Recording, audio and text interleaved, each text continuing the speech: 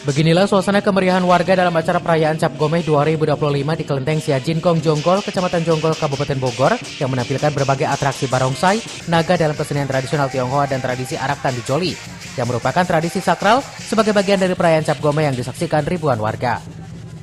Ritual ini menjadi bagian penting dalam prosesi keagamaan Cap Gomeh karena diyakini akan mendatangkan dewa di kelenteng tersebut.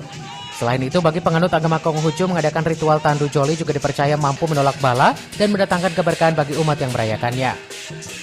Perlu diketahui bahwa Cap Gomeh adalah akhir dari rangkaian perayaan Tahun Baru Imlek yang ditetapkan sebagai 2 minggu setelah perayaan Tahun Baru Imlek. Intinya untuk tolak bala, makanya kita bertengok keliling kampung untuk tolak bala, memberikan keberkahan bahwa di tahun ini mudah-mudahan semua umat, semua masyarakat menjadi berkah, sehat, selamat, rezeki, intinya seperti itu. Pihaknya berharap dalam kegiatan perayaan Cap Gomeh ini dapat menjalin persatuan dan kesatuan antar umat, dapat membawa keberkahan bagi masyarakat dan juga membawa kedamaian di negeri ini serta aman dan damai. Dari Jonggol, Kabupaten Bogor, Edi Junaidi melaporkan.